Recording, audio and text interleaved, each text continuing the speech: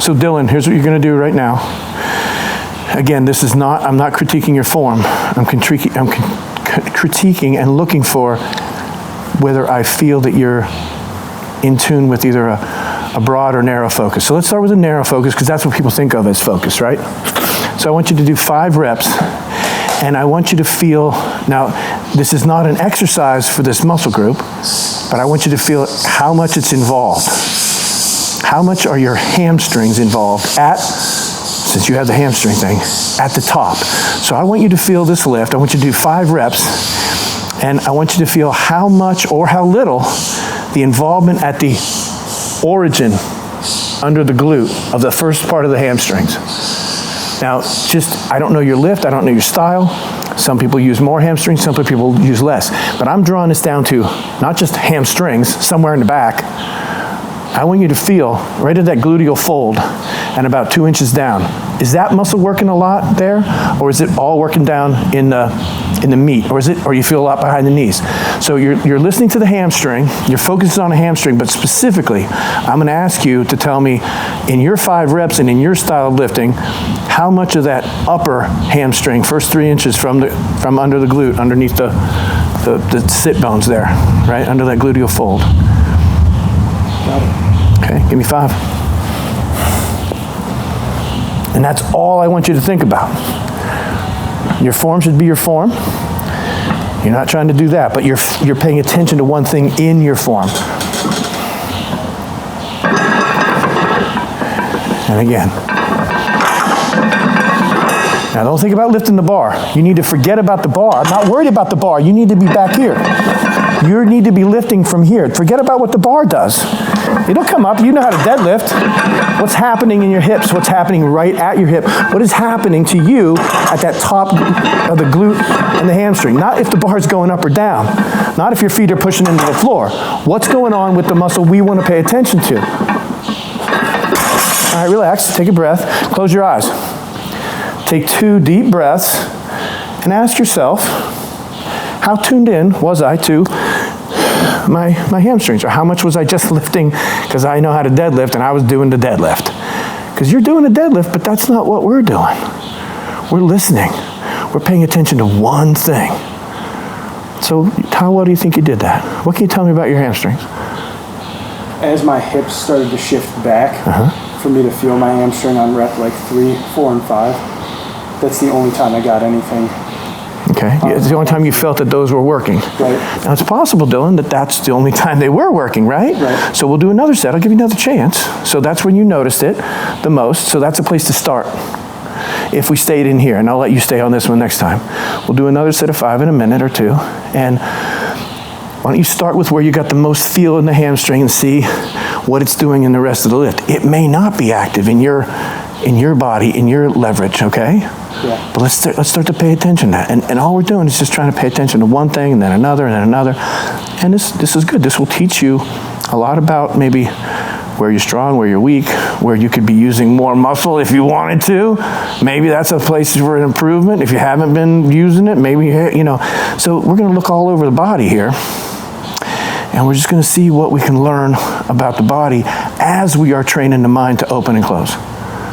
All right, take a rest. Almost exclusively at the bottom of my lift as well. Okay, all right.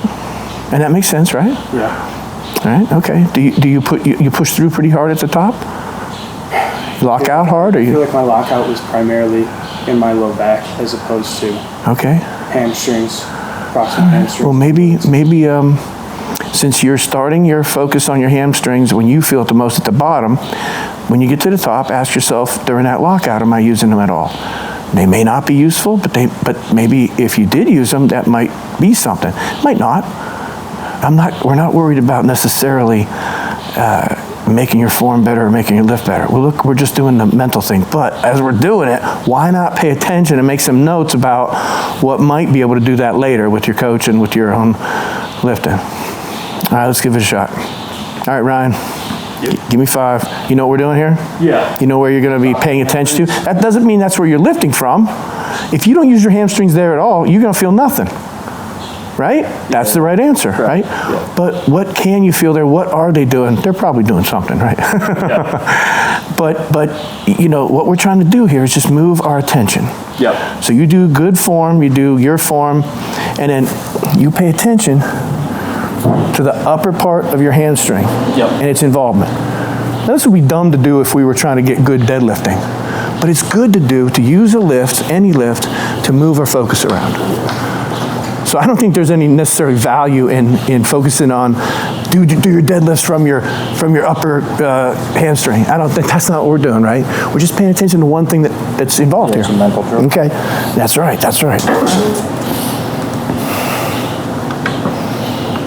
So we're going to do 5, and you're going to do great lifts. You're going to pay attention.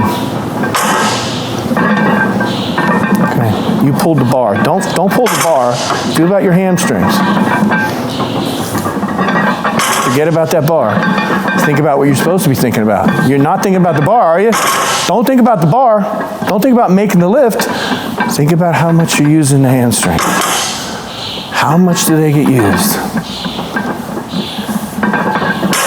All right, so stop, close your eyes, take a few breaths, and then ask yourself to answer yourself what was going on at the place we were paying attention to. Tight the entire time. Okay, go on. I was really focusing when I grabbed the bar, getting tension down the bottom of my hamstring. Were you starting from the hamstring? Start from the hamstring. Okay, now that's not what I asked for, but that's a good way to get into it. So I just envision it. You know? well, so I want to clarify. I want you to do your regular deadlift form. I don't want you to do a deadlift that focuses trying to get the hamstrings. Okay. I want you to do your normal thing, and we'll see what the hamstrings do. I know what you're saying. You can do this lift and focus on contracting the hamstrings and trying to make this more of a hamstring involvement. That's not necessarily what we want to do. Now, you can do that if you like, if that helps you feel. But we're going to move our now. So if I wanted that, now I don't know why I would necessarily want somebody to lift from the top of their hamstrings, but if I did, then that's what we would do. I'd be like, lift from the top of your hamstring. Start there. Focus on that. That's your intention. Your intention here is just to pay attention to what happens to your hamstrings at the top. So tell me anything more you want to say about it? Just really trying to focus on my hamstrings during the lockout as well, instead of using the back driving through. I think that might be something that maybe you could pick up here. You know. All right. So you'll do it again, and in a minute, and we'll stay on there. Are you ready for another, Dylan? Okay. So let's do 5, and this time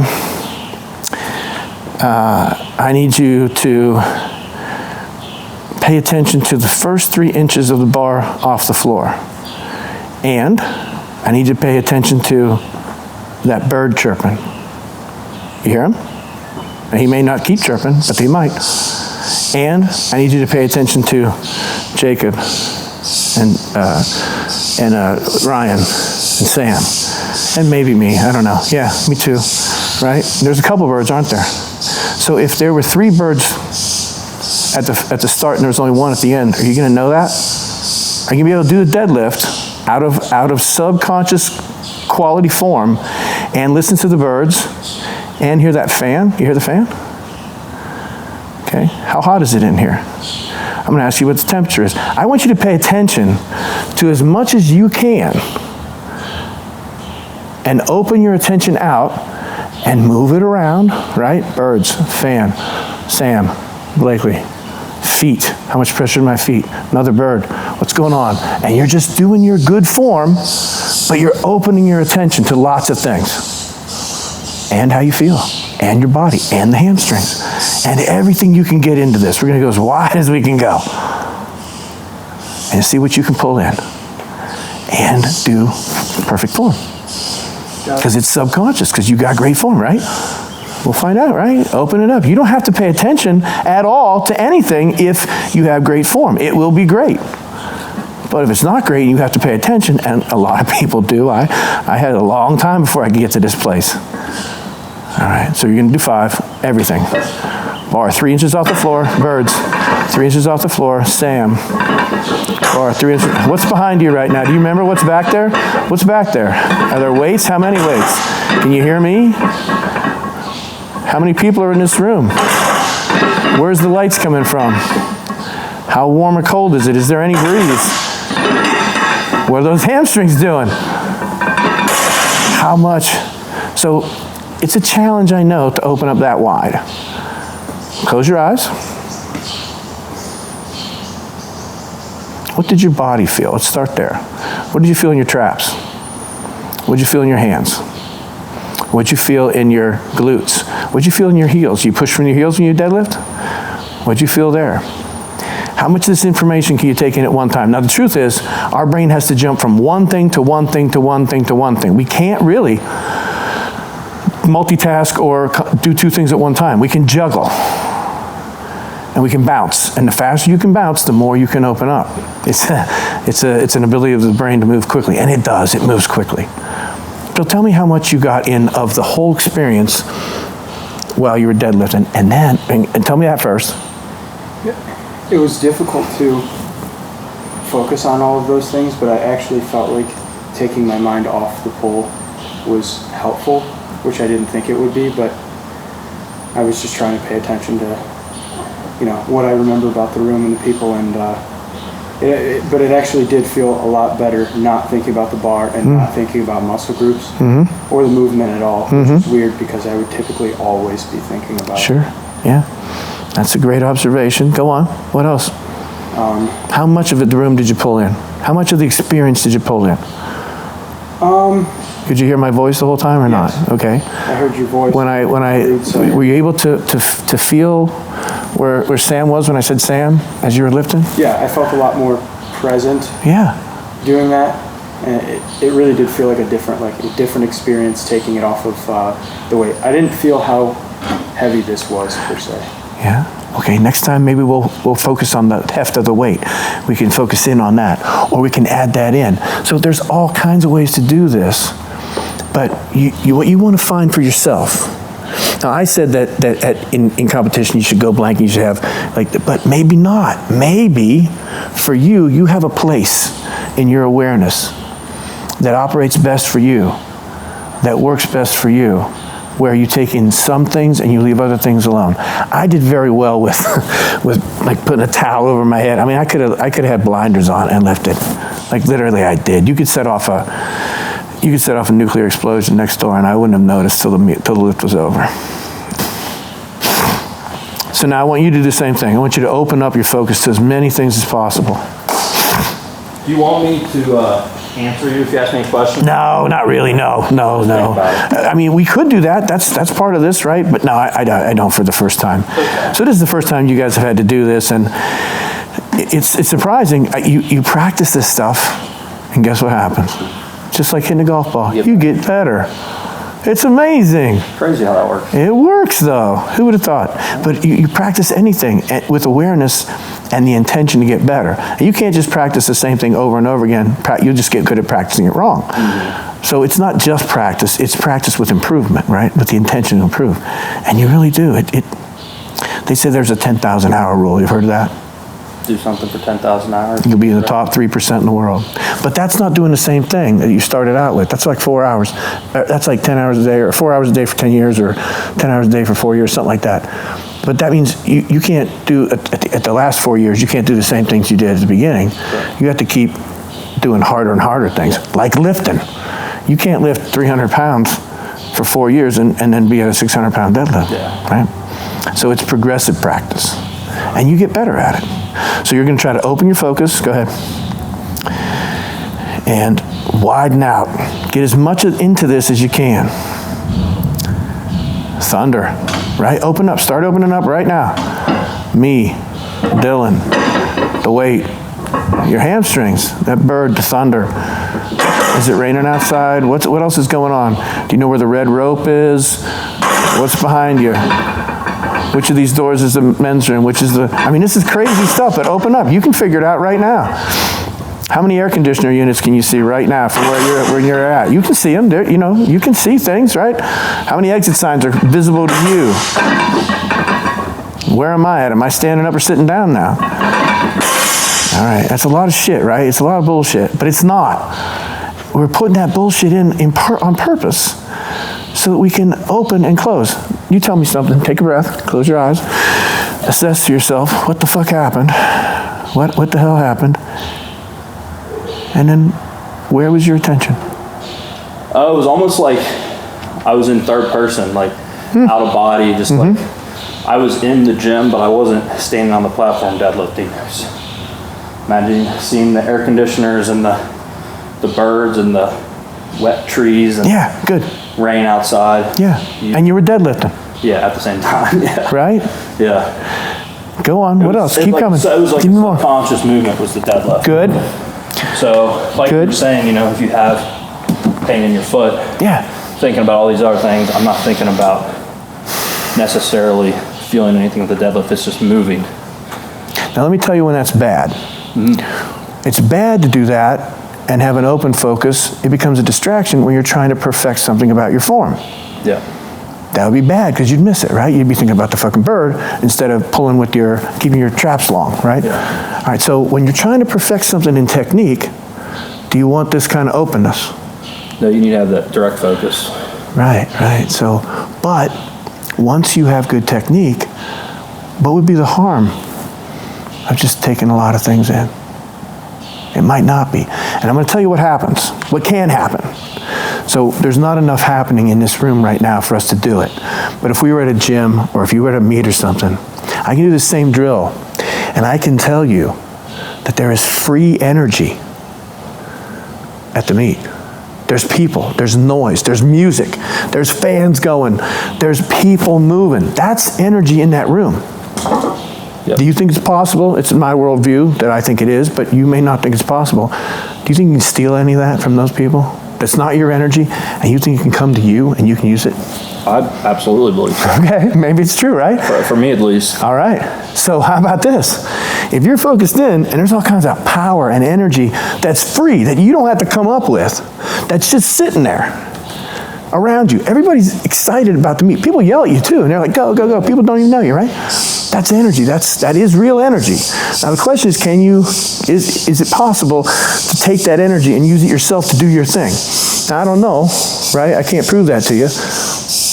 But what's the harm in believing that you can? Correct. What if you believe you can and you can't? Well, no harm done. What if you believe you can and you can? Then it helps you. What if you don't believe you can, but you could? Oh, you missed out, brother. You missed out, didn't you? So I don't know the truth about that, and I'm not going to tell you what the truth is. You find that truth out on your own. But if you know how to do this with your focus, maybe in a time where you need it, maybe not on a platform, but maybe in life, you can open up and steal some of that energy, if that's a real thing. So why not do a little bit of this to see if it is real for you? Yeah. I don't know. You know, I'm not trying to hypnotize you and trick you. This is not a trick. This is a belief I have, and you may not have it. I know people think I'm full of shit. That's okay, and that's fine. But my experience in life is I can walk into a room, and I feel like I can take some of that energy if I need it. Mm-hmm. How does that change my experience of that room? Is if I walk into that room and I can't get it, I'm all on my own. Well, it's a different experience, man. I live a different life because of my worldview. So my experience is different. The reality is the same. Either we can take that energy or we can't. Yep. Right? I'm not going to argue that. But my belief that we can changes my experience when I walk into a room and I want it. Whereas if I didn't think that was true, I'd have a different experience, right? Yeah. So there's things called self-fulfilling prophecies and the psychophysiological effect, and we can do things with our mind to our body, even if it's not real. People get ulcers because they're afraid of something that's not real, and they burn a fucking hole. They burn a hole in their gut. And that hole is real. The fear isn't real, right? Their wife isn't cheating on them, but guess what? They got a hole in their stomach because they think it is. So this psychophysiological, psychosomatic, this is some way to touch on that sort of belief system that I have. Very powerful. I think it can be. I agree with you. So and I'm not going to die on that hill trying to get people to believe it. And I'm not going to be like some sort of new age mystic and all that bullshit. But I've had good success with this. Some people have had good success with this. If your personality is of that bent, then you might want to practice some of this stuff. Yeah, definitely.